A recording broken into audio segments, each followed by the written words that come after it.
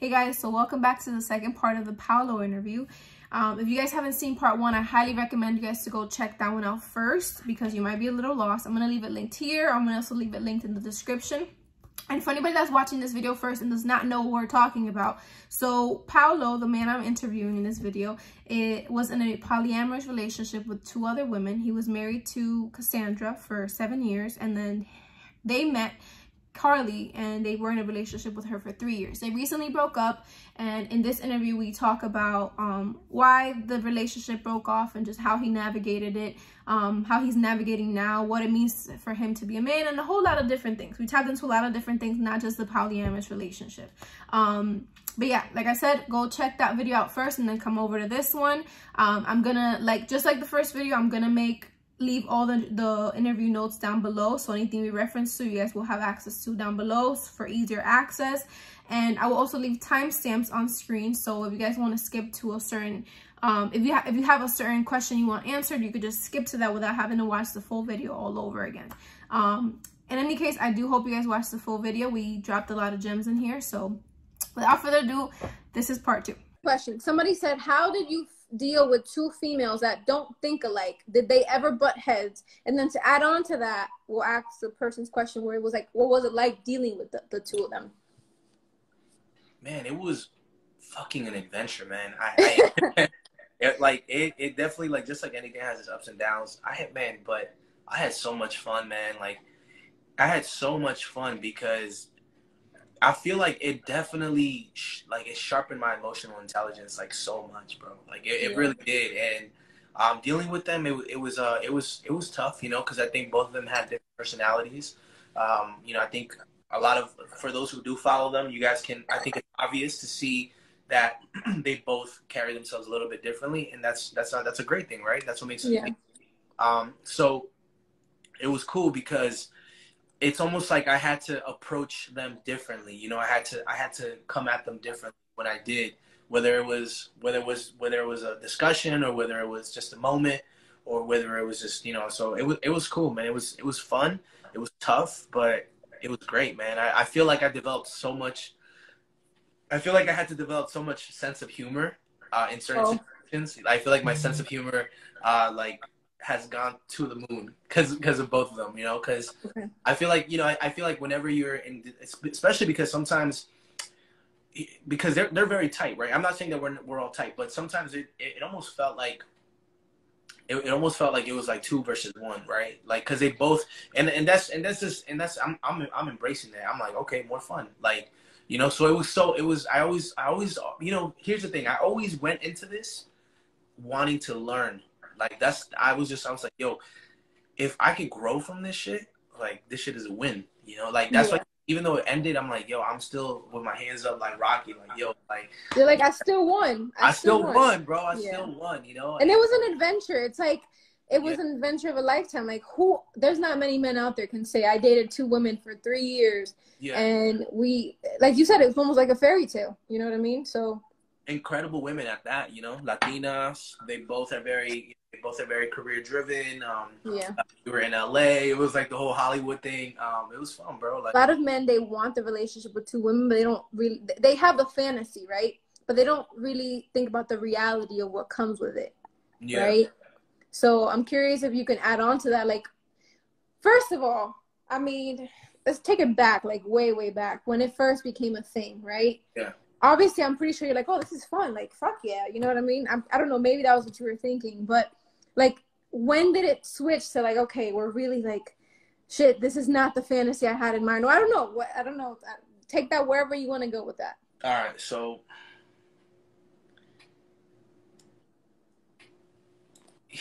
I'll share a story. Okay. And, of course, I'm not a fucking angel either. By the way, I want to say thank you for being so open and honest. Willing to, Absolutely, because at the end of the day, it's about impact. I got nothing but respect for them. I think they're incredible people. I keep them in my prayers. I wish them happy birthday. They wish me happy birthday. We're all just, it's like we have this mutual respect for each other, this mutual love for each other, and they left an imprint in my heart. You know what I mean? that shit is there. Like, that shit is there, you know, like, that shit's not going away. Like, I know that I'll probably end up having other relationships and I'll fall in love and blah, blah, blah, blah, blah. But they left an impression in my heart, you know, and it's something that will never go away. Yeah. So here's the thing. So when it was good, it was like, it was 2 times good, you know. It's like whenever something great happened, it was like you got rewarded twice. You know, it was like amazing. You That's know, funny. You can let your imagination go in many directions, right? Like on all different aspects. And when it was, I guess, a struggle, you got hit with both of those. You know, like you got hit with both, like boom, boom, boom. You know what I mean? Like, and so it was great. You know, it was fun. It was incredible. But I'm gonna share a moment, and there was a lot of different moments leading up to what ended up happening. Mm-hmm. So this is a moment where the disrespect, like, it just went to a whole nother level, and it stung so much as a man. Mm-hmm. And you know, I'm not, you know, one of the beautiful things about authentic solitude is that you do self-reflection. And so a lot of self-reflection and reliving different moments, and I'm just going like, nah. So remember what I was talking about, with responsibility comes authority, right? Yeah. So you know, that's what happened. So at one of their parties, it was in, I think it might have been 2020. Yeah, because we're 2020. So they were celebrating this B-Day bash or whatever, right? Mm-hmm. So, you know, it was mostly her people. I actually had a couple of friends that came by, and I'm grateful that a couple of friends did come by, because it probably could have been something else, you know. Who knows what could have been? But so what ended up happening? So, anyways, long story short, I get these cupcakes for everyone, right? Because they didn't have a cake. There was gonna be a mad ghetto about it. So I was like, you know what? Let me get some cupcakes, yo. So I got cupcakes for everyone. It wasn't like a cake or nothing like that. My friend he was a chef at the time. I brought him in. He was like cooking for the whole party and shit. Yeah. Frank the chef, shout out to him. And so what ends up happening is I got these cupcakes. Someone in the crowd, first of all, the first thing that I didn't like about that party was the fact that it was during COVID, and we had to go visit my family. And I told him straight up, I'm like, yo, anybody that goes to that party, they got to be checked, right? And at the time, nobody really knew what this was, right? So I was just, you know, I was taking precautions. Yeah, what I was doing is I'm taking responsibility for the relationship. Now it's time to assert my authority. So I'm like, yo, anybody who comes to this party, they got to show you, they got to send a screenshot, or they got to send you the results, right? They got to send you the results. If they don't send you the results, don't give them the address, and they can't come to the party. Those are my rules. Real simple. Why?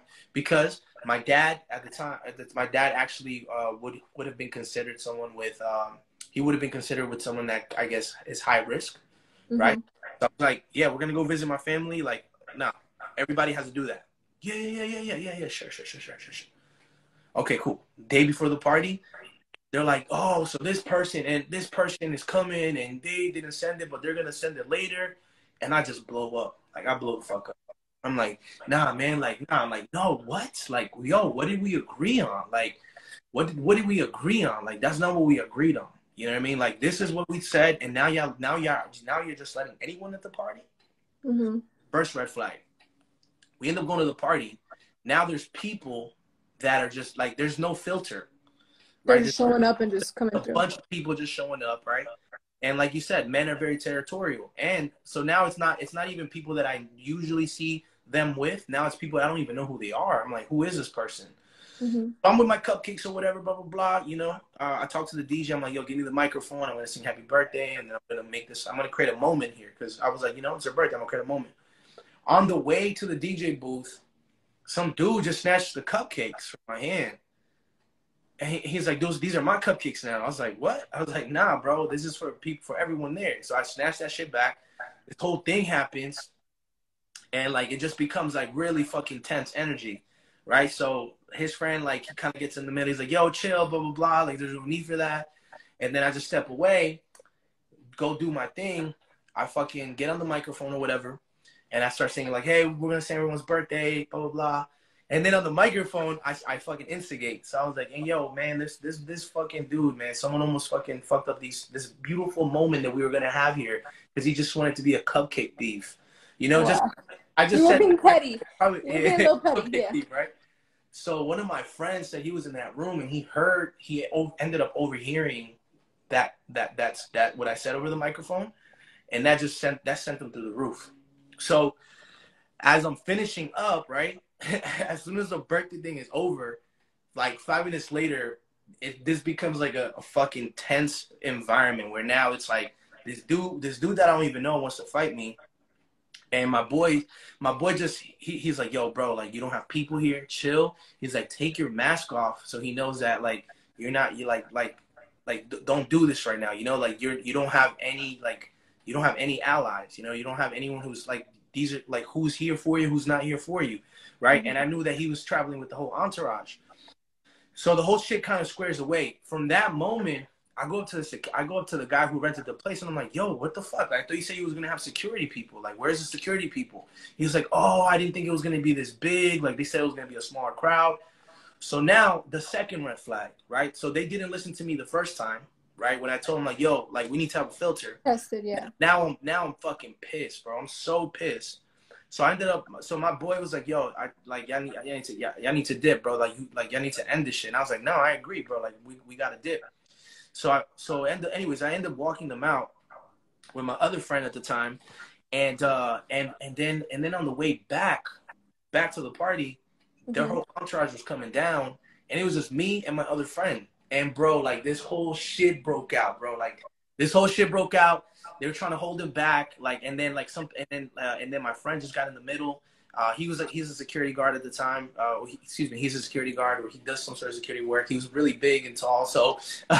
So you're like, come here, bro. You part of my shit now. No, honestly, he just decided to jump in the middle, and I was like, oh, shit, this is fucking dope. So I'm just watching the whole thing, and I'm like, damn, bro. Like, if they would have just fucking listened to me, like, this person probably would have not even been in this fucking place. Now, this dude, you know, I don't know, you know, that now this is about to happen. This is about to go down. Long story short, it becomes this huge tense moment.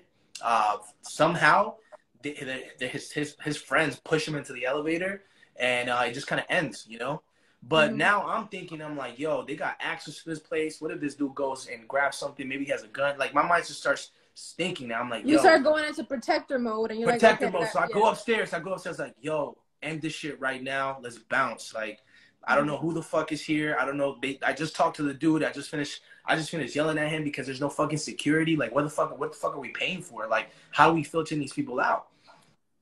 So this was a third flag right here. And then they're like, nah, we're not leaving. Like, you're overreacting. Like, you're just trying to, you're trying to blah, blah. You're trying to spoil this moment. Bro, that shit just fucking took me, bro. And I was just like, damn, mad disrespect. Mad disrespect. Like, some people may not understand that, because I'm like, maybe we're overreacting. But that's my role. Like, now I'm taking responsibility for the relationship. I'm compromising. I'm doing everything. Blah blah blah. Have these pranks being made on me, and now when it comes to me asserting my authority of what I believe is a threat, y'all not even listening to me. And this would have never happened if y'all just listened to me from the beginning. So kind of the reason why I share that story is because I think that's probably when I started to when I started to reflect, there was multiple of those moments that were happening. Now, what they didn't see, they didn't see this part of me, because I didn't know how to translate this. I didn't understand how to articulate this, because now I know. So they only saw me blowing the fuck up. So when the whole shit happened, I blew up. I fucking blew up, bro. I blew up. And yes, they probably saw a side of me that they probably they have their own opinion on, and they're like, yeah, he's a fucking asshole, and he fucking tried to ruin the moment, and he's got anger problems and shit like that. They were almost looking at you like a buzzkill. He's like, man, he's always buzzkilling the whole situation. Yeah, exactly. But what they didn't see is that, like, there was so much disrespect in that whole moment, right? So, and that kind of goes back to the fact that that's the reason why, if I ever were to go into a polyamory relationship, it just would be with a whole different foundation. It's just... And now I'm seeing a little bit of what you meant by, like, it felt like 2 against 1. I'm curious. Hurt that trust me, like that shit hurt so much because I'm like, damn, like so much disrespect like along the way, and I didn't want to birthday, but you know what what disrespect with hurt even more is that at least maybe I wasn't because I couldn't articulate myself and I was just blowing up. Yeah. They never really took the time to see my side. You know what I mean? They just never did, and that's cool. Like I'm not mad at that. I don't feel any type of way towards them. That's why I say that they taught me a lot of indirect lessons. Like even when because I'm sure I didn't hear them out. I'm sure I didn't hear them out at moments. Maybe I didn't. I'm not saying I'm an angel. I have my personality as well. But to me, there was a lot of those moments that I started to reflect on, and I'm like, yo, this is becoming way too consistent. Like this shit is gonna end up killing me. Like it's making me weaker. Like where's the admiration? Where's the respect? Like like I'm just trying to assert my authority because I'm trying to protect you. I'm trying to protect like from the beginning, I was just trying to protect. I wanted to create a filter for that and for my family not to get sick if someone just comes in with, you know what I mean? So that was just like a moment that happened. And I'm like, nah, bro, like that can never happen. Do you consider yourself to be the more responsible one in the relationship? I wouldn't. I think that we all had different roles. Like I think Cash was responsible in her own way. Carly was responsible. It was really fucking cool. Like other than those moments, you guys still had a good dynamic, and the dynamic was still fucking dope. Like, because I don't want people to be like, oh, everything you did on YouTube was all fake. No, it was real, but it's just that I had a spiritual awakening, and I realized, holy shit, like I could be living way fucking better. I could be living my fullest potential. I don't have to submit. I don't have to compromise for something that God doesn't even want me to have. Like God wants me to have so much more. Like, those moments just didn't bring any fulfillment. Like those moments were moments that, like, going back to your question, like that shit sucked, bro. Like that shit sucked so much, and it's cool, because there was a lot of indirect lessons. So I just wanted to be respected, and I just wanted to be admired. And when it came to asserting my authority in those situations, because I was responsible for the relationship and I wanted to play that role, I wasn't getting that. And yes, I was selfish. I wanted that, and I wasn't getting that. And when I wasn't getting that, it was just it felt so yucky. It felt so it felt demasculating. Would you say it felt demasculating? It felt so fucking demasculating. Now that I look back at it, like now that I had some time to reflect, I'm like, never. I would never. Nah, I would never set myself up in a situation like that. And I'm not saying they're bad people or anything like that. I'm just saying, like, this is what you learn from it. I got way too much respect for myself. I would never One thing anybody can take away from relationships, despite the breakup, the heartbreaks, despite all the bullshit, is relationships, as many as you have, they help you decide who you are and who you're not. Because when you're young, right, and you're starting to, and when you're starting to figure out, like, okay, I dated this person, I dated that person. Let's say this was a really bad relationship. You're like, I will never want to deal with that. And then on the next one, you're like, I'm not dealing with this. And then you have a good relationship. You're like, you know what? I like this trait. Yeah, this didn't work out, but I want this trait in the next person. And I don't want this trait in the next person. And it just helps you decide, like, what do I like, what I don't like? Because we're blank slates to an extent, right? We're figuring what we like and what we don't like. You try a certain food, if you've never tried it, you don't know if you like it. You try it and I like this, I don't like this. So I think that's one thing I hope people take away from this is no matter what relationship you deal with, breakups, just look for something. It helps you decide who you are. And that's why relationships are so important. And with you, it's so interesting because you had one that for 3 years you dealt with 2 women. So it's like you say, you had double the trouble, but also double the fun. So you also got to see, like, what do I like in Carly? What do I not like in Carly? What do I like in Cassandra? What don't I like in Cassandra? The next person, now I got 4 things that I know about myself. Exactly. Right? That I can apply. Yes, that's exactly. You said that shit so good because even in those moments that I felt so they were demasculating moments. Yeah. Like I was still like what you just said. It's like, yo, I collected so much data about who I am and what I like and what I don't. And I was able to get that faster. I would have probably have to been with 2 girls 2 separate times, probably for different years. Like that would have taken more of my life. Whereas like I was getting so much in return. That's why I'm always, I wish them the best. I'm just being truthful. I'm just sharing my truth for the person. My intention is going to spread impact and consciousness. Yeah. So that's why I think it's fucking dope. That's why I was like, yo, like, to me, it was not a loss in vain. I didn't lose in vain. A lot of people are like, damn, blah, blah, blah. Like, you lost. Like, bro, you took an L. And I'm like, I learned, bro. Like, if you're talking Yeah. about hell, I fucking learned what I like about myself and what I don't, and I was able Yeah. to do it way faster than any regular person probably would have done it. I'm curious, since we're talking about dealing with both, I remember in a video, the live you did on the trifecta, you said something about dealing with 2 heartbreaks. Yeah.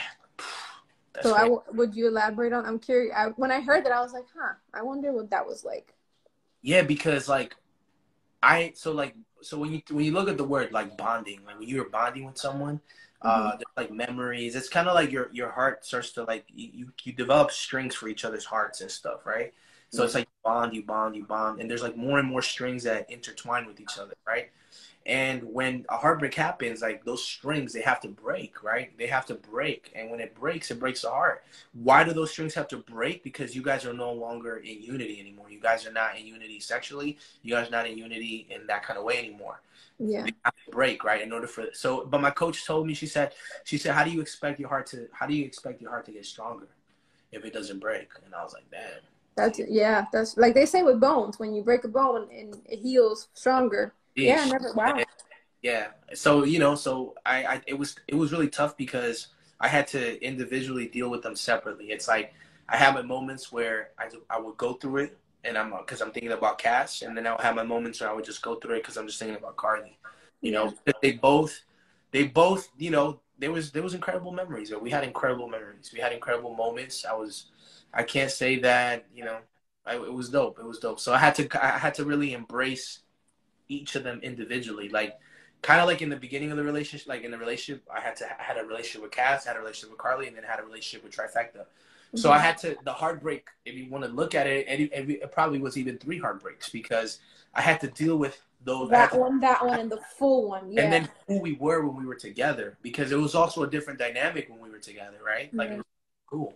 So it's just embracing those moments. And to be honest with you, that literally stripped away everything from me. Like, I had to really, like, I still was in the creating mode, but it was a little, like, every time I would start to create again, I would get pulled back into that authentic solitude. Like, I would start creating, and then all of a sudden, like, I would lose the desire to create, and I just wanted to just be in solitude. It was the strangest thing. Whereas now, it's like I'm in full creation mode. I'm just like, what's the next thing? Let's go. Let's manifest. Let's create. Let's get results. Let's connect with people. Let's network with people. Let's create deals. Let's make money. You know what I mean? It's just way different. And I feel like there's like this huge momentum towards that. But during that season in my life, yeah, it's like dealing with 3 heartbreaks. So it really took like that authentic solitude, bro. Like if y'all heard me, like some of the shit my coach, he taught me this fucking technique, which I recommend all of you guys. It's like, so you breathe. So you take deep breaths. So, and what you're doing is you're hitting your hand on your heart, and then you're hitting your hand on your solar plex. So it's like an ancient like meditational technique or whatever. So the reason why you're doing this is because you're balancing out the yin and the yang. You're balancing out the dark and the light. You're balancing out the love and the hate. You're balancing out the bitterness and the forgiveness. So it's like one of the things she taught me. She's like, you need to blend those together. So what I would do a lot to help me out was I would take deep breaths, and then you would do that enough, and then eventually, she would start to integrate things like, I hate myself, I love myself, I think I'm an asshole, I think I'm beautiful, and like, so I'm bringing those things to the surface because we all have those 2 different sides of ourselves, and then you take a deep breath, and then she just says she's like, just let it out, and like every time I would let it out, bro. That shit was weird, bro. Like, it was a weird fucking sound. But she was like, yo, like, you're healing yourself. And I think as a man, she said something to me that really changed my mind. She said, do you think God created all of these emotions for you just to feel the good ones? And I was like, damn, like, you're right. She's like, you got to feel through them. Because she said that when you feel through all your emotions, even the bad ones, when you actually feel through them, like society has taught us to suppress them and to not feel through them. But when you feel through them, all of your emotions actually lead to love. They all lead back to love. And you don't get to experience that unless you penetrate through these emotions. And this technique really helped me kind of penetrate through those really heartbreaks, those emotions. And it literally all led to love. Like, and it was an incredible, it's been an incredible healing process. Like, I love that you say that because I feel like that's one of the biggest things I always say too. It's like, despite all the bullshit in life, right? The bad stuff, you know, you gotta make money, you gotta survive, you gotta make friends, you like all the stuff that life comes with, right? At the end of the day, the one thing that heals anything and it makes it all worth it is love, right? Because it's kind of like kids. I remember when I think it was a Daddy Daycare. This movie stuck with me for the like rest of my life. I watched this when I was like 10 or something like that. But they said something, you know, when he was getting ready to have a kid, he was like at a park. I think it was Daddy Daycare. And he asked this guy, he's like, you know, what's it like having a kid? And he's like, it fucking sucks. I fucking hate this shit. Like, but then he got soft. He's like, you know, but the thing with kids is they do all this annoying shit, right? It pisses you off and you fucking hate them almost every day. Or not hate them, but like they just do a lot of annoying shit and they're a lot of hard work. And then they do this one cute little thing, this one thing, and it like makes up for all the bullshit, right? And life is that same thing. It's awful, awful, awful, awful. And then something incredible happens. And then awful, awful, awful, awful, awful. And I've read a lot of self-help books and a lot of other stuff, and they all say the same idea, different ways, but they say the same idea. It's like life is suffering and it's all fucked up, but it's all that suffering is for one goal, for those little moments of happiness and love, and then it's all fucked up again. And then, but it's like, if you just had love and happiness every day all the time, you'd be like, this is fucking boring. Like, what the fuck is the point of it? Everybody wants to be happy, but if you're happy all the time, you're gonna hate it. But those little moments of everything sucks, oh my god, I feel ecstatic, that's what really makes you feel alive. And like you said, you have to feel those moments in order to feel alive. I think South Park says something about it. I'm bringing all these different references, but they said something about like it makes me feel alive, you know, it makes me feel human. The only way I can feel this sad now is if I felt something really good before, so I have to take the bad with the good. So I guess what I'm feeling is like a beautiful sadness. You know, feeling sad makes you feel alive. Like, as much as it sucks, you remember, oh, I have a heart. This shit hurts. I feel like a hole right here. You know what I mean? Damn, really? Yeah, well, they didn't explain it and all that, but they said the whole thing about, I'll try to find it, I'll send it to you later, but they said something about, you know, sadness makes you feel alive. And that's, I don't watch South Park like that, but I remember turning the channel on and it popped up and I was like, oh shit, and that stuck with me, you know what I mean? But yeah, and I was like, that's so true. Like, it sounds fucked up, but every time I've had a heartbreak, yes, it sucks in that moment, but when I'm not heartbroken, I'm like, I kind of miss being heartbroken. As fucked up as that sounds. Like, it just, I feel you. You know what I mean? It's almost like, it's like people that get tattoos, they're like, I like the pain. It sounds so sick, but it's low-key a thing, and I don't. So it gives life meaning. Like there's another great book. It's called Man's Search for Meaning, what is it? I'm putting it's called it in. Man's Search for Meaning, and it's written by Viktor Frankl. He was a Holocaust survivor. Gotcha. He lost his wife and he lost his kids, and you know, it's very and obviously he went through all of that traumatizing, you know, that suffering. But he pretty much came to the conclusion that life would be meaningless without any pain. So like suffering creates meaning in life, you know, and that's something that's hard. Sometimes that's hard to grasp our heads around. But I think based on what you said, like the reference from South Park, and then even how like the tattoo, and even how like it makes you feel like you have a heart, it's true, you know, in a sense. It also shows you who, like you said, right, what you don't want, who you are, and who you're not. And I think start to realize who you're not and who you are. It builds character. Yeah, it builds character, and to add to that, it's this sense of self-love that and this admiration and respect for yourself. And I think one thing I've learned now is like, even though these are the qualities that like this is the new foundation that I discovered from this relationship, I realized that like experiences that can come and go, but at the true like at the true core, at the true nature of who I am, I'm not those experiences. Like, they come and they go. Like, so like I just realizing that even the person that I'm seeking to become, I'm already that person. I'm complete. I'm already wholesome, you know, and I don't think that I would have been able to gain that perspective had it not been through that suffering. And to me, I find that that's like a spiritual power. I'm like, oh shit, like I don't have to, because they say that 95% of people suffer from an inferior complex, okay? And Instagram is not helping, right? Instagram is fucking a lot of people's mental mind because they don't understand, they haven't developed their spiritual power. But to me, it's like I use Instagram for other things, but like a lot of people have inferior complexes. Like if you're next to someone that makes more money, or if you're next to someone that speaks more eloquently than you, or if you're next to someone who's more prettier than you, or if you sit, so, and there's always going to be someone who's a lot better than you in something. Yeah. Thing is that, like, the thing that I've taken away is, like, from what you're saying, like, like heartbreak, makes you feel alive and all that stuff. It's just understanding that, we don't need something to happen in order for you to feel complete and wholesome. Yeah. And I think that's like one of the biggest like spiritual wisdoms that I've received is like, I'm wholesome. Like I'm wholesome. Like I'll be in a room with anyone because I already know who I am. And I know that, and I know who I'm becoming. So it's just like, I'm grateful that I was able to shake off that inferior complex. And I couldn't have done that without the heartbreak and without the suffering. So yeah, it like almost unmasked your soul a little bit. It was like hiding. I remember I probably shouldn't have been thinking like this when I was in high school, but I remember writing what happened? I said, why were you thinking like this? I mean, I was reading a lot and writing a lot, and I took like certain classes where they really made you like explore what you like thoughts you had.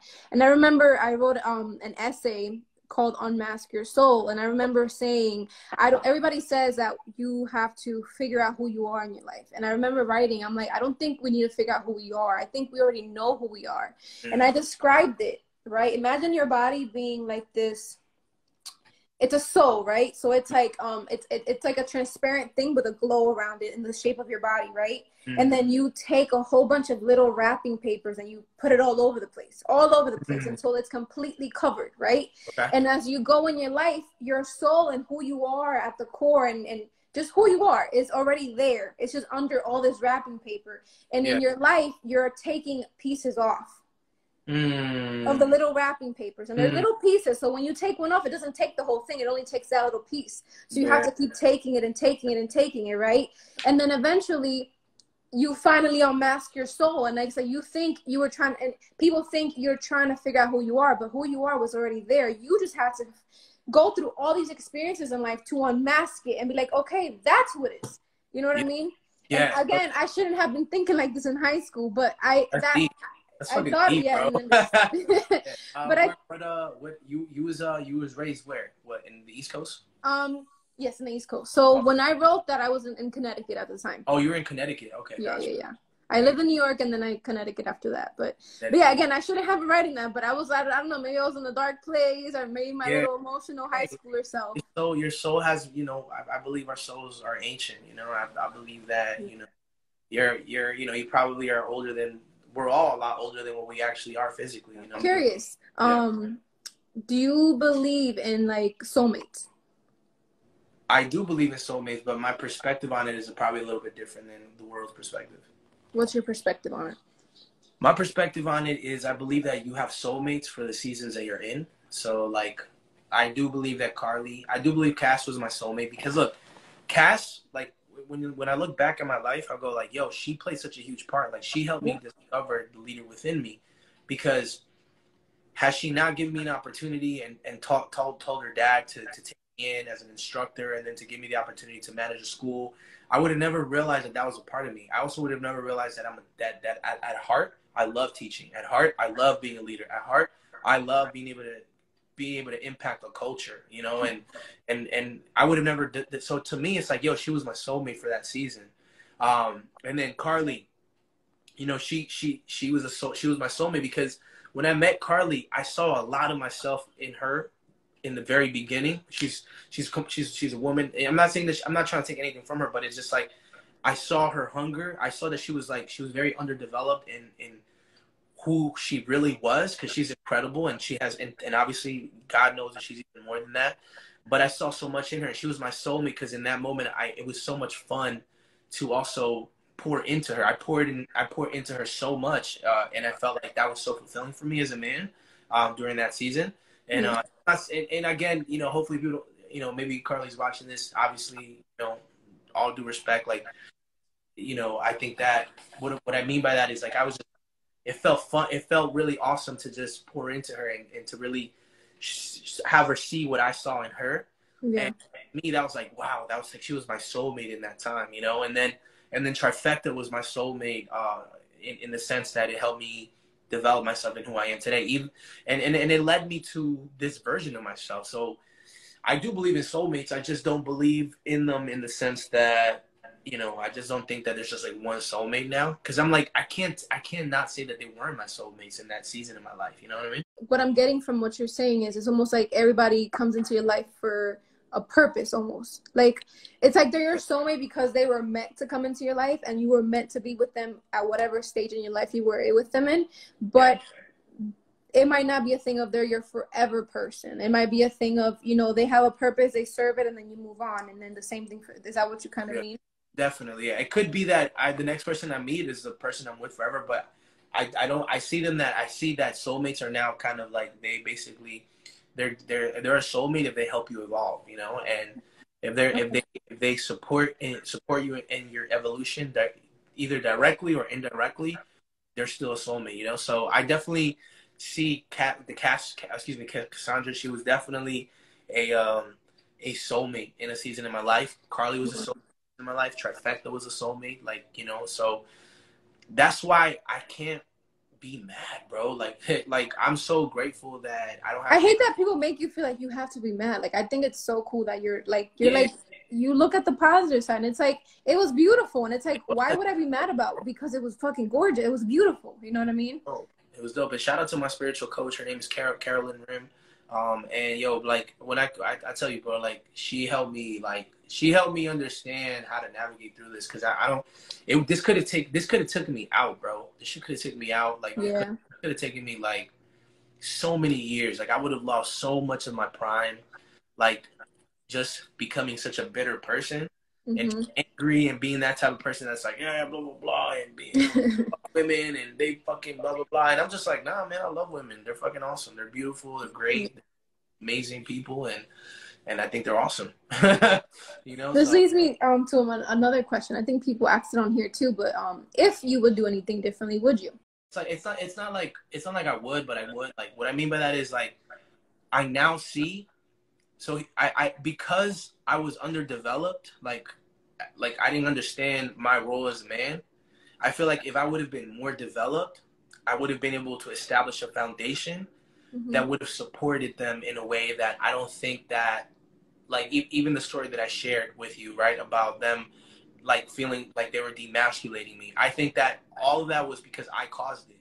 You know, I caused it in a sense. I got to take responsibility. Like, so that's why I'm not even mad at that. I'm just like, but it's almost like you allowed it to happen, so you have responsibility too. Yeah. Things that were happening that eventually got them to a point where they didn't respect me in that sense, you know. So I really, because I mean, I fucking love them, bro. Like, I love, like, when I tell, and I still got so much love for them, just in a different kind of way. But I love them, bro. Like, I was like, yo.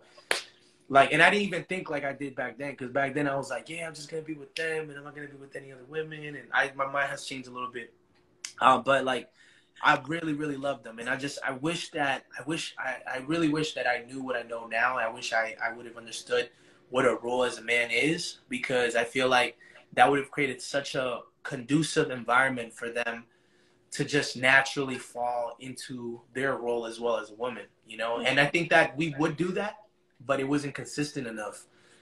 You know, there were moments when those things would happen, you know, and that's why I can't be mad at them. Like, I can't, because I just don't think that, I was underdeveloped in that sense. So it's more like you wish you would have been a better leader. That's really what you would change. I wish I would have been able to embody that role as a man. I wish I would have understood that, and I think leadership comes with that.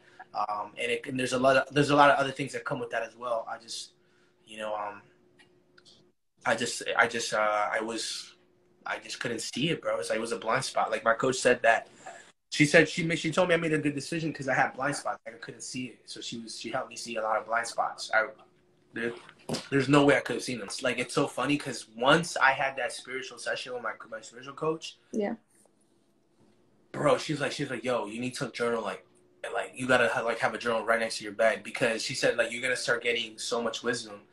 And, like, literally, bro, like, I would, like, be sleeping, and then I would wake up, and all of a sudden, like, all of these moments would play, and like God was just showing me, like, boom, boom, boom, here, you felt like this is what you could have done, this is what you could have done, this is what happened, this is why it happened. And I'm like, oh my God, this is crazy. It was like bro. You were becoming self-aware for the first time. Yeah, bro, it was so incredible. It was a crazy, like, it was insane, bro. And so I would say that, man, blind spots, because at heart, I'm always believing in, like, never-ending improvement. Like, at the core, like, at my mindset is never-ending improvement, you know? Like, I really embody that. So it was kind of heartbreaking to see that. I'm like, fuck, like, I just didn't see it, man. I'm like, damn.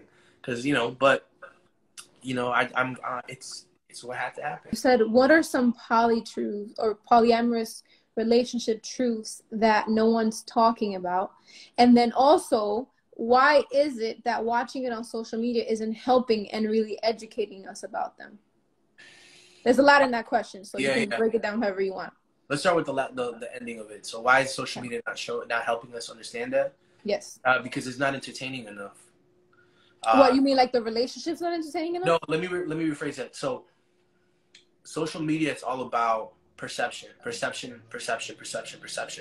Yeah. And we all know that there's a lot of things that people fall in love with the perfect relationship. People fall in love with the fact that this, like, a certain kind of thing, right? It's like this fairy tale kind of story. Mm-hmm. So social media is not doing a good enough job at teaching us that, because if it really opened that part up, I just think it's tough to do that. Like, I'm not blaming the creators for it. I'm just going like, damn, that's tough, you know? Like, number one, most people are going to fucking judge it. Mm-hmm. Number two, it's probably going to lower your status. So meaning that it's going to be probably harder for you to make money. So from a social media, the reason why social media, because I feel like social media is all about perception. So it's tough to do that. You know, it's tough. Like, it's tough. Like, there was moments that we would create content, but we just finished having a fucking crazy fight. Like, like, you know. So you have to almost put on this fake front for. Yeah, I wouldn't say fake. I would say, like, we just have to be characters, you know, like, and I think it comes with, like, the social media world. Like, you got to be a character. Like, you know, like, if you're not a character, you're going to be boring as fuck. And yeah. You got to be this character. Like, it goes right back to the idea of a highlight reel, right? Like, everybody keeps throwing around. It's a highlight reel of the best moments. Yeah, absolutely. And the other part of that question was, like, what are some poly truths that no one's really talking about? I think that there's different. Okay, so I feel like at least the truth that we embodied at the time, like the whole 50-50. Mm-hmm. Or is it 50-50, or would it be like three-way? Or it would be. Yeah, it would be. I'm joking. I'm trying to think of You know what I mean? Like, that whole equality thing. Like, I feel like for me, and like, so I feel like if there's not that many people that I've met that have that balance, like, they're neutrals. I feel like most of the people that I meet are either at the core masculine or at the core feminine. I'm not saying that you can embody your CEO, you know, boss babe. I'm not saying that you can't be a feminine, like a masculine man, and can embody intimacy and emotions and sharing. But I'm just saying at the core, I think that we kind of know what we want, you know, like, so I think this whole 50-50 thing, like, I did it. Like, all right, well, I'm just gonna be 50-50, you know, like, you know, and I feel like I gotta pursue, and I gotta lean more into who I am at the core. And I think the whole 50-50, at least in our poly, for me personally, just, it wasn't cutting it, you know, it was not, I don't think it was healthy for me personally.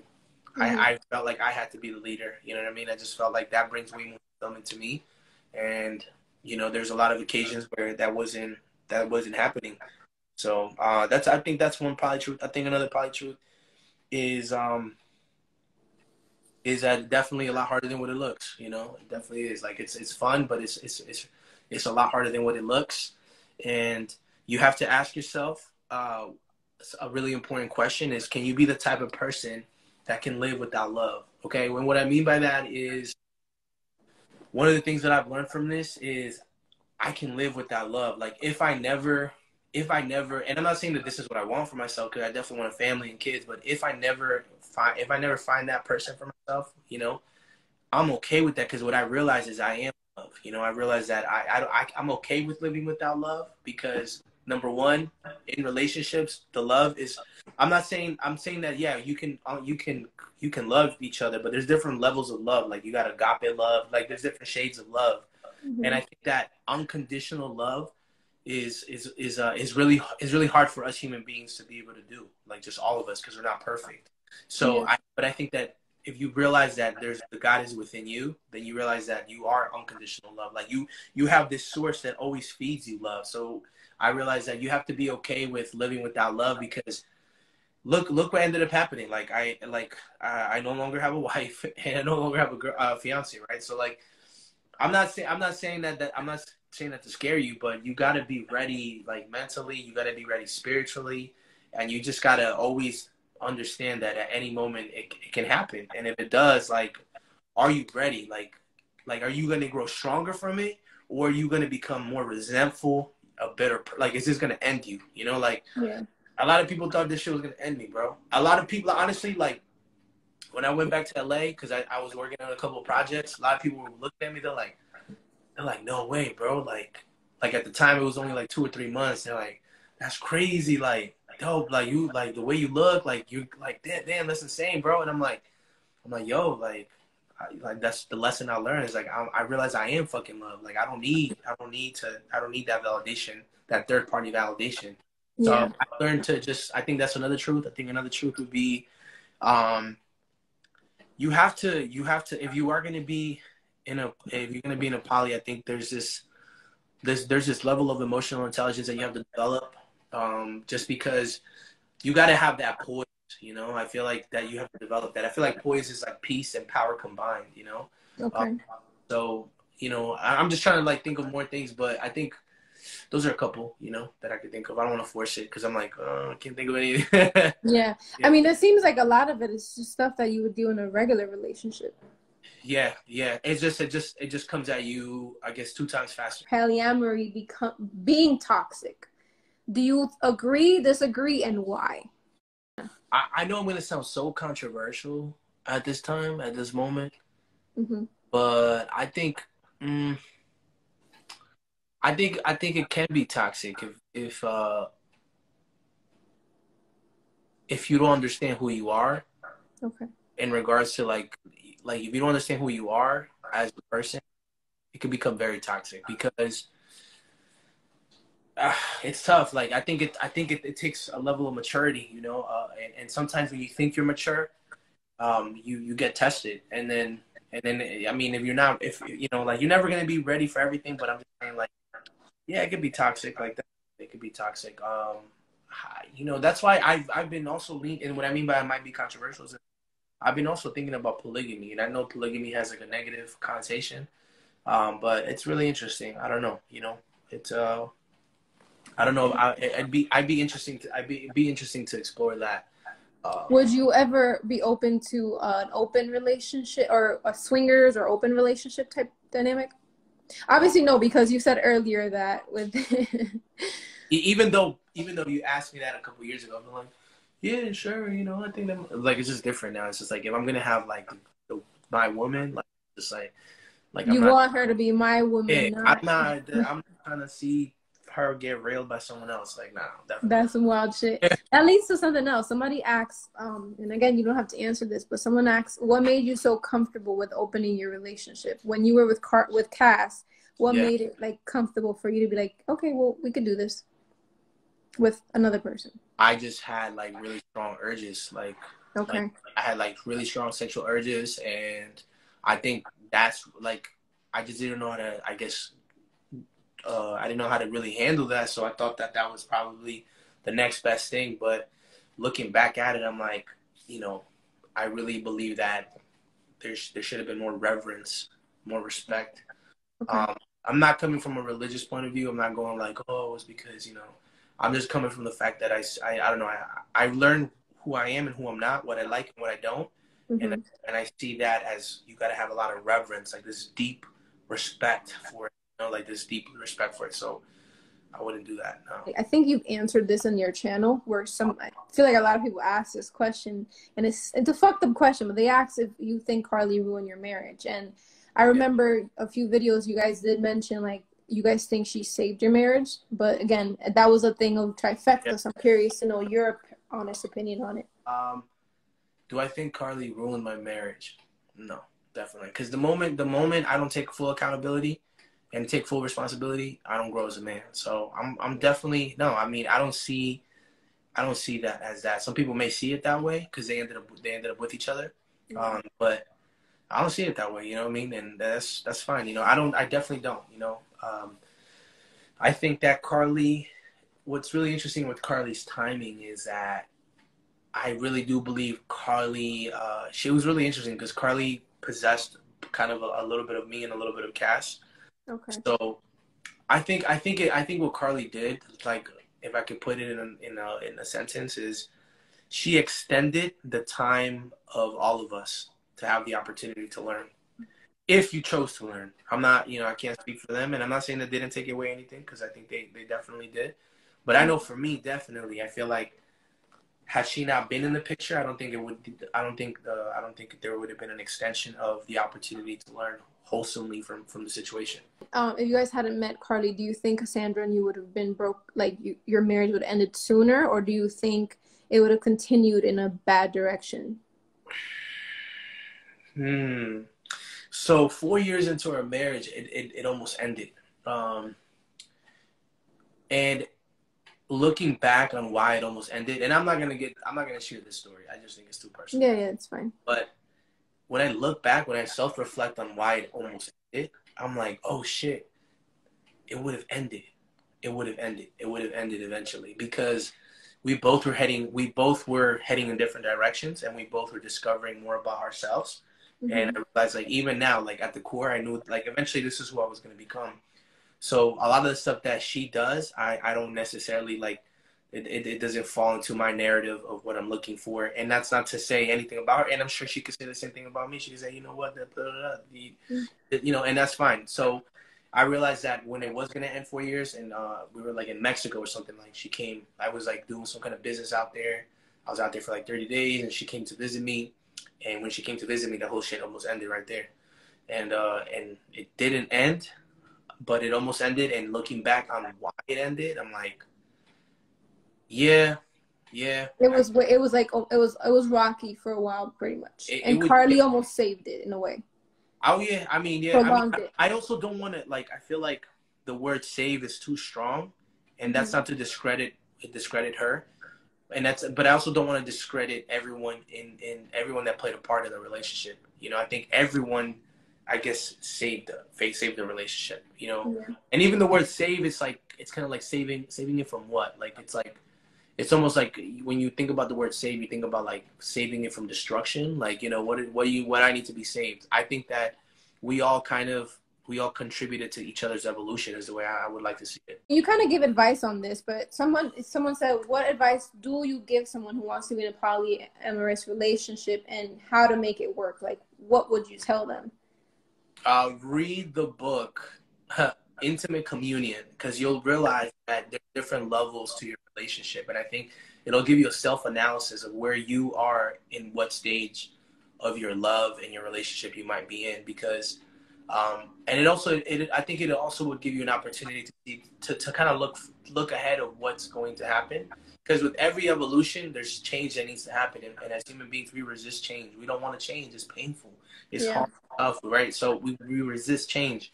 So just be prepared to understand that, you know, do a self-analysis on where you are, what stage you're in, right? So level stage is codependency. Stage 2 is 50-50 relationship, and stage 3 is when both parties, or 3 parties, whatever, everyone embraces their true their true energy, whether it's feminine energy, masculine energy, you know, and yeah. What were you gonna say? No, go ahead. No, I guess they all kind of at the core become who they really are, and that's super attractive. You know, when you're just your authentic self. And so I think it's a mix of that. I think definitely understand that you can be the type of person that can live without love. Just so you know, if it doesn't work out, because like in this situation, I lost 2 people, right? Or that's how you want to view it that way. So so I don't know. Be ready for that. I would say, man, I think self-reflection is so underrated. I think that you have to go into the relationship with that as one of your top traits. Like, you have to do a lot of self-reflection, so much self-reflection, because the relationship will literally, it will bring a lot of things to the surface. And a lot of people go like, well, that's the reason why I'm not in it. Well, I'm like, well, you're not in it because you're basically trying to suppress those things that are already inside of you. So I think that relationship will naturally bring out things that are inside of you, and just be ready, because when that shit comes to the surface, you have to understand how to navigate through those feelings and those emotions. So yeah. This is one that keeps coming up, and it's about the holidays. And obviously there's a lot of, I remember you said that the 17th is a special day for you guys. Yeah, I proposed. That's the day you proposed to her, and then that's coming up soon. Sorry, I'm mentioning Bro, it. I'm not gonna lie, bro. I did the best fucking speech ever, bro. That shit was dope. But is there a video of it somewhere? I mean, we can't show it anymore. There's a video. Okay. It was a video. People were they're like, man, we want to give you all this money so you can invest it for us. Like, it was this crazy speech, but not the holidays. Yeah, it's tough. 10 years is a long time. Your families get mixed and stuff. So people are asking, like, how are your family dealing with it? And I mean, Christmas is coming up. I don't know what Thanksgiving was like. Or do you almost feel like reaching out, or are you like, eh? Yeah. Well, I think, like, for me, I can speak for myself. Yeah. And I could probably share the story that I really hold to my heart. Something that happened. I think that based on the individual person, like based on how you handled it, that respect family will either be there or it won't be there. There's a lot of people I know, they get into a heartbreak or whatever happens, and they talk so much shit about the other person that their family is hating that person. Like, they lose all complete respect for that person. You know what I mean? Yeah. So it really falls on the individual's shoulder to really understand, like, yo, don't open your mouth until you fucking really understand those emotions. So for me, my family, they still got love in their heart. They still, they obviously are protective in a way, right? But I mean, all I can say is that no one talks bad about them. No one talks shit about them. Maybe they unfollow them on Instagram, blah, blah, blah, blah, whatever. But in regards to that, there's still that respect that they have. It's like we're not ever gonna be sitting in Thanksgiving being like, oh, look, man, those fucking bitches, they left you. Like, like, no one's gonna ever talk like that, because I never allowed myself to go there, with them. I'm like, at the end of the year, they're your family. They're gonna have your back. They are. Whatever, yeah. But for the most part, everyone's chill. And then one thing, so right before everything was coming to an end, Cassandra's mom ended up flying to, she flew in, I forgot for what reason, but it was such good timing. And one thing that she told me, she said, look, listen, she's like, I want you to understand, I want you to know that you don't have a relationship with me because of them. You have an individual relationship with me. And I was like, damn, that's fucking love, bro. Because I've been having these visions, like, I've been having these dreams and shit where, like I'm like, I don't know where the fuck I think I'm in Florida or something, and it's like this big venue, and it's like this huge celebration, and there's like tables of my old friends, tables of my new friends, tables of some of the people that I've helped, tables of my business partners, and then there's tables of them, and I'm like, yo, like, I really hope that can happen one day. Well, like, that'd be fucking dope, So it's tough, but I've completely changed my perspective on the whole thing. So, like, I'm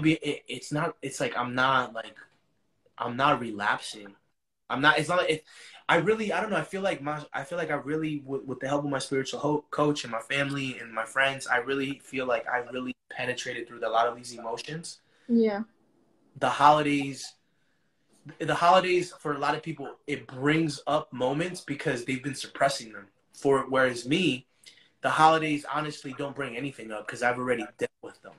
Got it. Yeah. So like the reason why a lot of people sometimes have a hard time is because it's like, oh, okay, you never dealt with it, and now that the holidays are here, all of a sudden that shit's coming to the surface. And I can say I dealt with it. So to me, it's been pretty fucking smooth. Well, I think that's pretty the questions I have. I don't know if this has been a long one, and I'm actually really, really grateful that you've been so open, and I like the conversation we've had. I think it's been, very transparent, and it's flowed well. But I have no more questions, and I know we've been here for like 3 hours. Thank you so much for creating the space to do this, because it's been on my heart. I know, to me, it's like, once I gain wisdom or there's something in my heart, I'm like, I don't want to keep it to myself. If there's an opportunity to share with people, I want to share with people. And thank you for creating the space to do that. You're an amazing interviewer. You ask great questions, very charismatic, great transitions, amazing questions. Thank you for hosting the audience as well. So this has been an amazing opportunity, and I'm looking forward to seeing how our paths can continue to cut. This is a historic moment. No one has interviewed me like this. I'm curious, like obviously I know you're running some businesses now. You're an entrepreneur. Yeah. You're tapping into different stuff, but like, where do you? Because I know you really want to go. You keep saying that you really want to impact people. Where is your direction now? Just getting rich.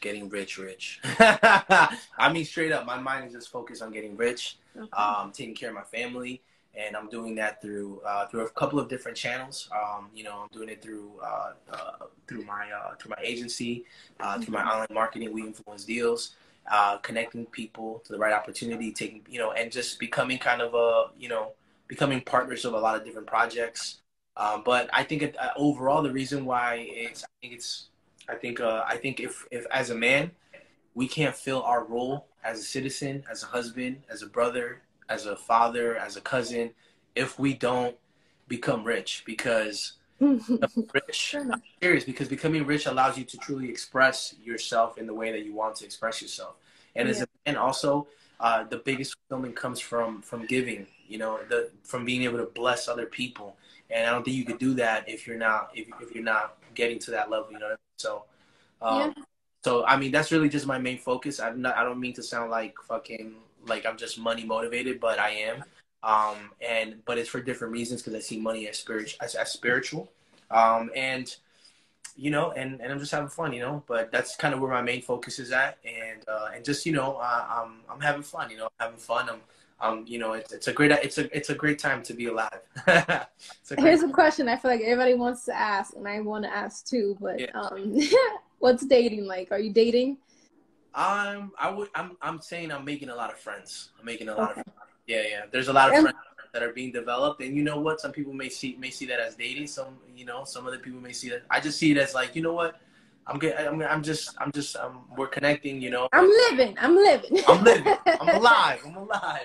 I'm alive and well. Yeah. You went from dating 10 years ago to now getting back into the dating world. I feel like I got game though. I'm like, damn. I'm good, man.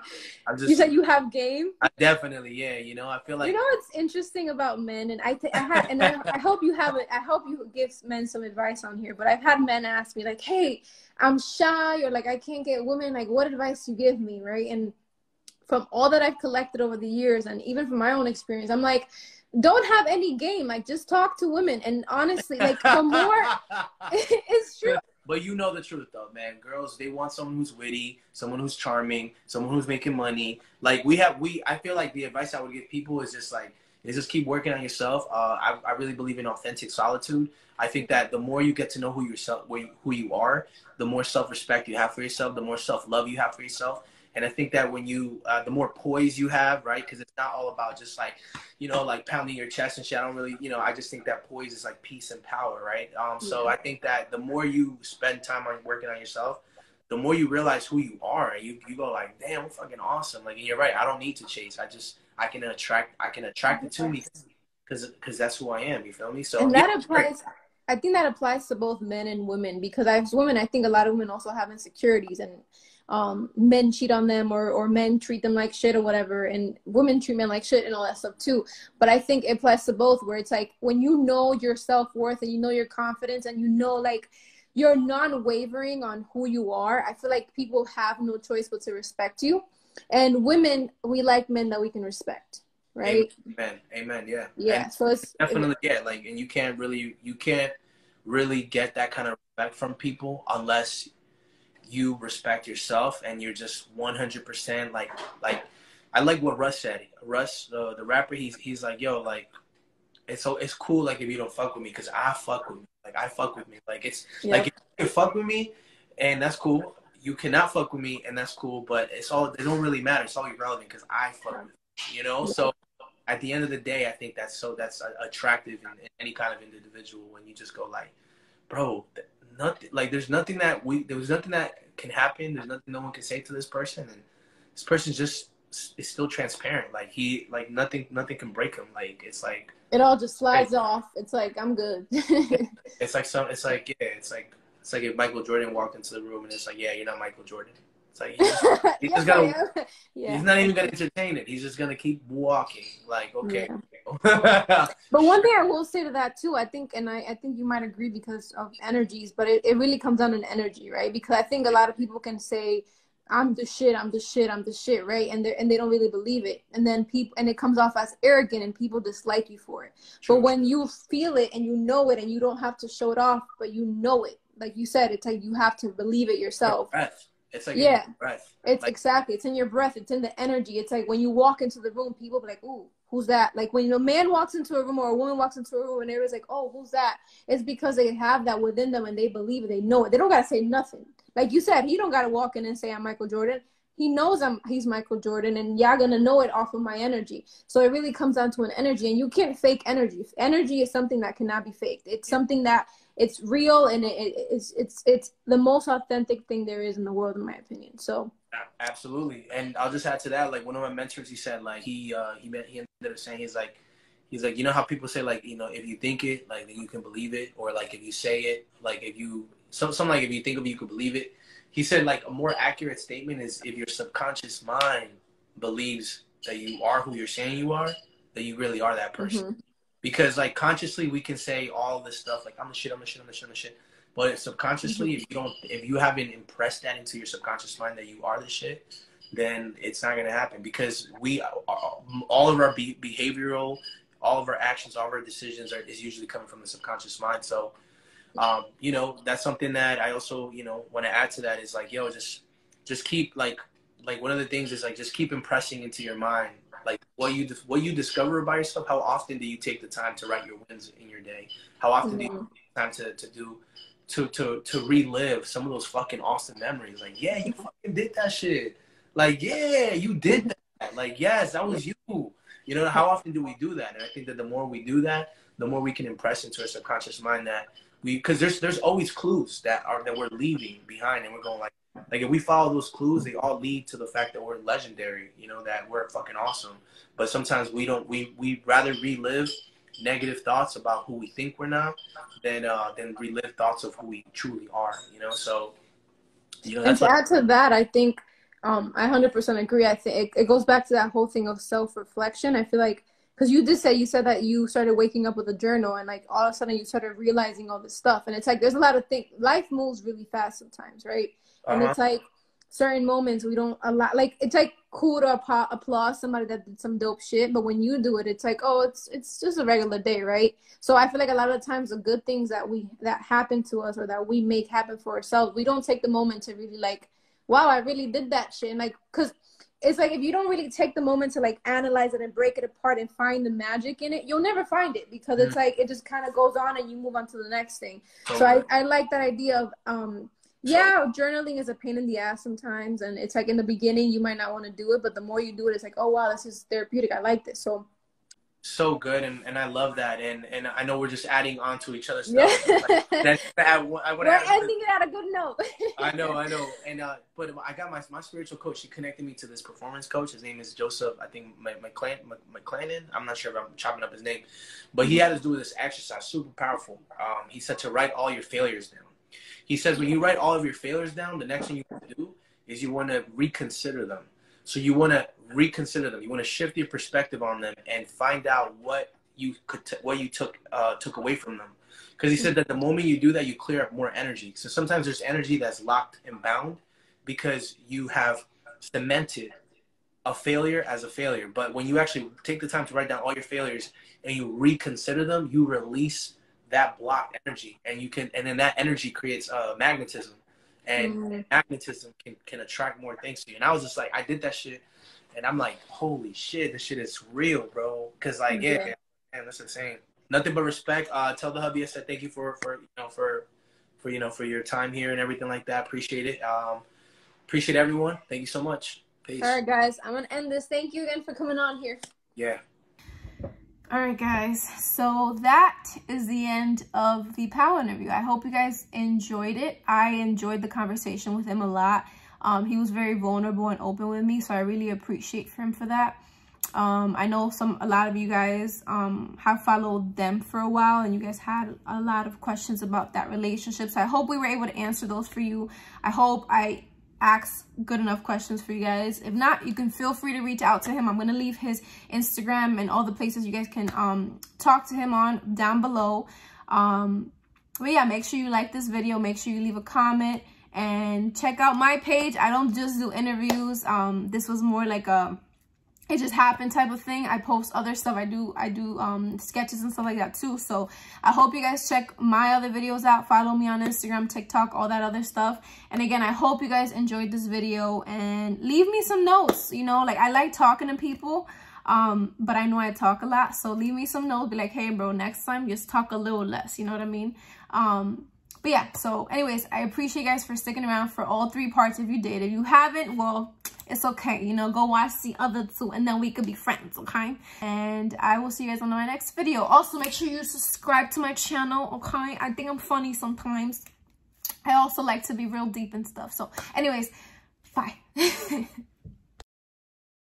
you still watch their videos? Do I still watch their videos? I've watched a couple videos. They're entertaining. They're great content creators. Are you fully moved on? I am fully moved on.